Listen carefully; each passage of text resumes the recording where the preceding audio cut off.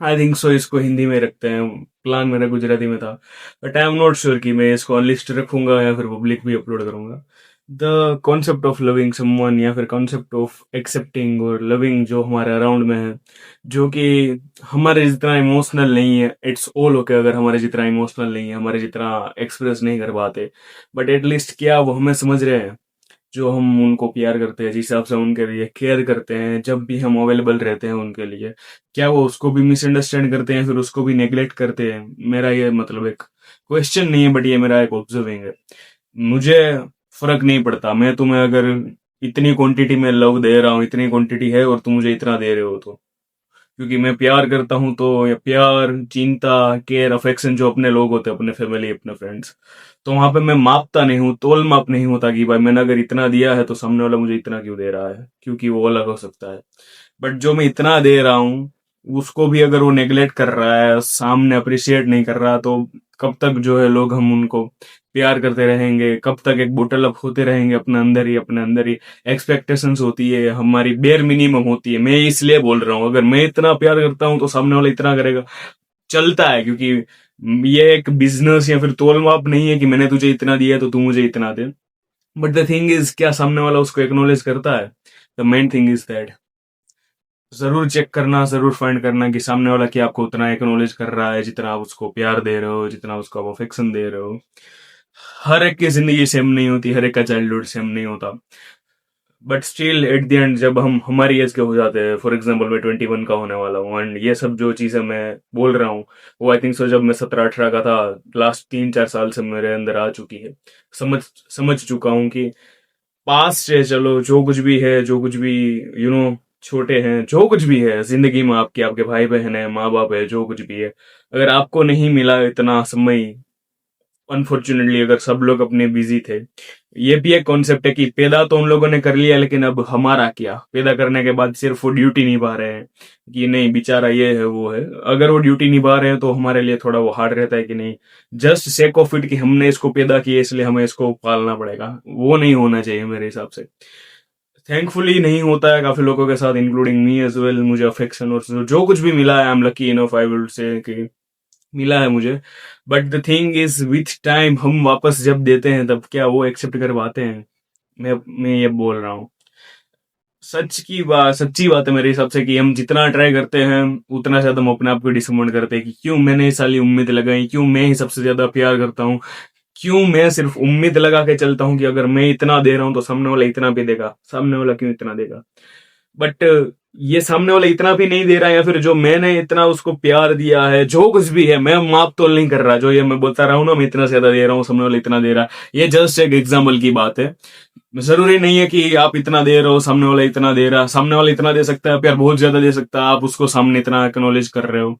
ये मतलब हर एक का अलग अलग सीनरी होता है, बट क्या आप एक्नोलेज भी करते हो कि सामने वाला एफर्ट डाल रहा है, सामने वाला आपको प्यार करता है? क्या वो भी कर रहे हो? The main thing is that सामने वाला करता रहेगा, वो हो चुका है पागल, गांडू हो चुका है भाई। मैं वर्ड भी यूज नहीं करना चाहता, बट हाँ, जब हमारे लोग होते हैं, जब हमारी फैमिली, दोस्त, जो कुछ भी होते हैं, अगर आपकी कोई गर्लफ्रेंड है, बेस्ट फ्रेंड है, जो कुछ भी है, हम उनको प्यार करते हैं। अनकंडीशनल लव होता है कि हम एक्सपेक्ट नहीं करते कि भाई वो सामने से भी इतना ही देगा।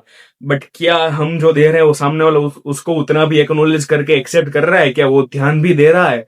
अपनी लाइफ में इतना बिजी हो चुका है, या फिर उसको बाकी की जिंदगी के बारे में कुछ पता ही नहीं है, वो एक्नोलेज ही नहीं करता, तो क्या फायदा भाई उसको प्यार देने का? बट हम है ना गांडू लोग, हम पागल है ना, हम आदमी है, आदमी इंसान है, जो कुछ भी है, लड़कियां भी होती है, हर एक भाई पागल है। मतलब क्यों? क्योंकि वो अपने, हमने उनको अपना माना है, हमने हमारे दिल में उनके लिए जगह दी, हमारे दिमाग में उनके लिए थॉट्स आते हैं कि भाई जब भी उसका एक फोन आए, जब भी उसको नीड हो तो हम सबसे पहले अवेलेबल रहे। जब हम उनको उनके सामने ओपन अप होता है तो क्या वो ढंग से ऑब्जर्व ही कर पाते हैं कि हम क्या कहना चाहते हैं? वो ये लोग भी करने के लिए तैयार है।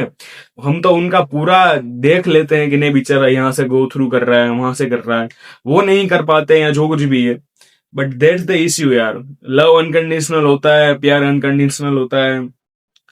मेरे साथ जो कुछ भी हुआ है, आपके साथ भी जो कुछ पास्ट में हुआ है, लेकिन अब अगर आपके हाथ में है कि वो आप चेंज कर सको, एट द एंड तुम भी मरने वाले हो, तुम्हारा प्यार करने वाले भी मरने वाले, सब एक दिन जाएंगे ही जाएंगे।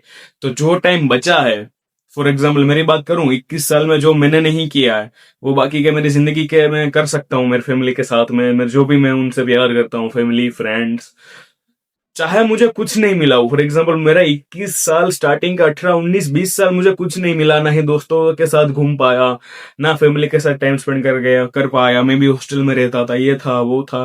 बट क्या आप अपने टीनेजर हुड में या एडल्ट हुड में इतने अकेले हो गए, या फिर आपने एक दूसरे मतलब अपने आप को इतना दूर कर लिया उनसे कि आपको फर्क ही नहीं पड़ता, तो that's good for you. But मेरे सिनेरियो में वो नहीं है।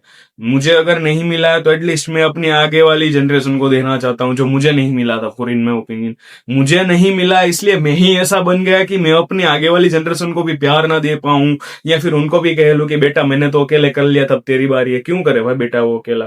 पैदा तुमने किया है, चाहे मेरा ना हो, मेरा बेटा ना हो, मेरी भतीजी हो, भतीजा हो, भांजा हो, कुछ भी हो, कुछ भी हो, वो छोटा हो मेरे से, चाहे 3 साल भी क्यों ना छोटा हो, अगर मैं वो एज पे था और मुझे जिस चीज की कमी खली थी और वो उसको खल रही, और मैं कभी भी उसको थोड़ा भी कंट्रीब्यूट कर सकता हूँ उसमें, तो मैं क्यों ना करूं?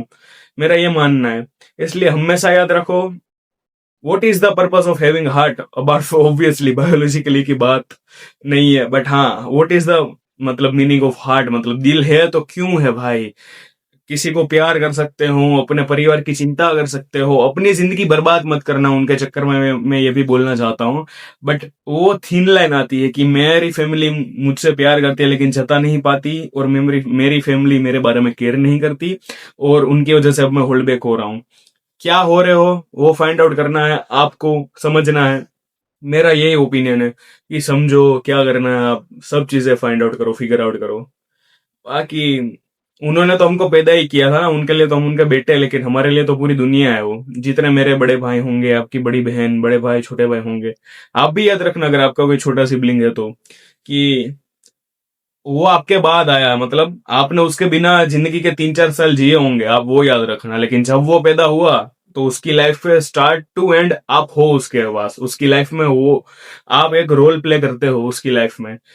चाहे आपने अपनी जिंदगी के अपने छोटे भाई के बिना 5 साल, 10 साल, 15 साल भी क्यों ना गुजारे हो, बट जिस दिन वो पैदा हुआ उस दिन से उसके लिए आप उसके बड़े भाई, बड़ी बहन थे।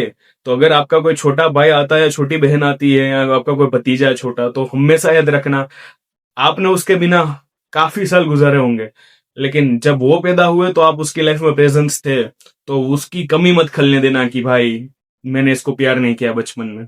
मैं ये कहना चाहता हूँ।